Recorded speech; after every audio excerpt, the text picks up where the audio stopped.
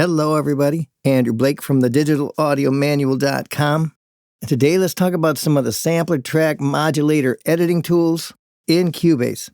One of the great things about the Sampler Track, because we're so used to thinking about samples as being audio, with a Cubase Sampler Track, I'm going to come down to the lower zone and hit this tab that says Sampler Control.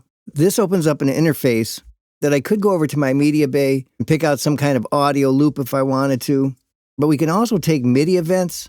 In this case, I have Retrolog playing this one note. I can take this and drag it into the sampler, and it's going to convert it to audio, and then I can come down to this blue key and now play this as a sample. When you get a sample into the sampler track, you can zero in on the audio that you actually want to work on.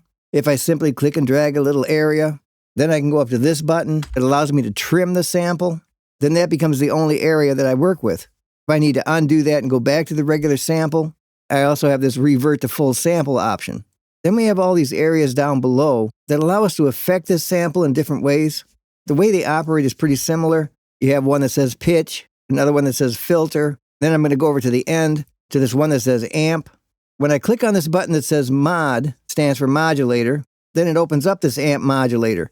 And if you want to begin using this, some of the first things you're going to want to focus on, in the upper left here, you have a few different kinds of tools. First one, your typical edit pointer select button. One of the first things I can do is adjust the attack if I want to.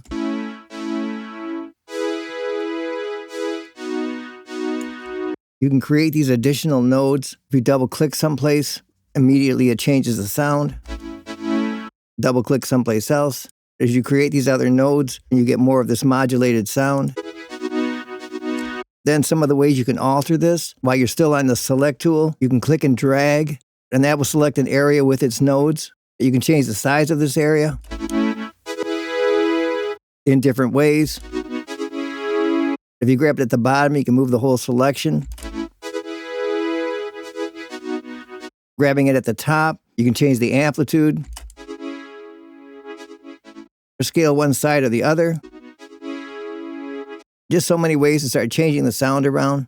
You can remove these nodes if you just double click on them again, or when you drag over it, you can also just hit delete. But you also have an erase tool. When we go back over here and select this, this allows you to kind of quickly drag over all kinds of different nodes, and just like that, you can erase them. If you want to undo some of these edits, you have a specific area up here in the upper left. You can click on either one of these. Then we can move over to this draw tool. Initially, if I click this and drag it, I begin making a straight line.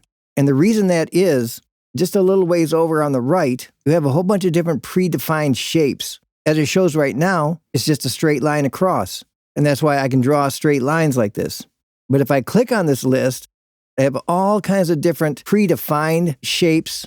For example, if I just click one of these, now when I use my pencil tool, drag it from top to bottom, I can create these different shapes. If I click it again, choose a different one from the list, maybe I'll click and drag this from the bottom to the top. Then you get these very unique patterns. You can just experiment through all these different kinds of shapes to see how they affect the sound. Using the pencil tool, if you draw something and then just click on it, usually you can quickly duplicate a shape, giving you sounds like this. If you want things to sync to the tempo, you can turn that on or off, and then adjust the actual note value. Say I spin it up to 16th notes, come down and draw something, and then just click it multiple times again. Gives me something like this. When you first choose a shape out of this table, and then draw it in with the draw tool, initially all the points from that shape have been selected. So if you go back to your object tool, then you get this border again. You can click and drag the whole shape right away. If you look up in this area, you have a button that stands for the fixed mode. You can turn this on or off. When it's off and I draw my shape, let's say I double click it to repeat, all the other shapes are moved to the right. But if I turn this fixed mode on and then draw some kind of shape, it just overwrites whatever is here and replaces the existing shapes. And then our last tool up here, we have one for paint. If I select that option, this allows you to quickly draw and repeat shapes by simply dragging. For example, if I start from the bottom and come up to the top, and then just drag to the right, I immediately create these different shapes, as it says, painting them in. I can draw them at low levels, and high levels. And these are determined by whatever my grid value is over here. Right now I'm at a 16th. I select that. Let's say I change it to an 8th note. And now I click and drag. All of my shapes are going to be 8th notes. One thing that's fun to do with this tool is use different resolutions in a combination. Let's say, for example, I start out with a quarter note and then drag to the right a few of these. Now I come back and switch this resolution to an 8th note, draw in a few of these, and then again, switch it down, let's say to a 16th note, draw a few of those in. I'll switch it to a 32nd note. You get these very tiny resolutions. And then you can create some modulations like this. If you want to quickly remove all of these, besides using the eraser tool, I can just hit Control-A. That selects all the different nodes and hit my delete key. Then you have various ways to navigate and zoom. If you click on your ruler, just like in the project window, I can drag it up or down. And if you haven't changed any shortcuts, you can use the letter H on your keyboard to zoom in, or the letter G to zoom out.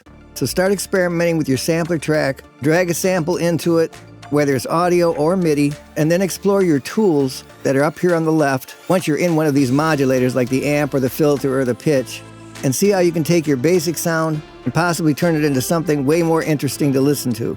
And if you're looking to explore all the different options in your sampler tracks, as well as the many features and functions in Cubase, be sure to click the link in the description of this video or stop by the digitalaudiomanual.com for more information. As always, it's great to have you here. Thanks for watching, and I will see you on the next video.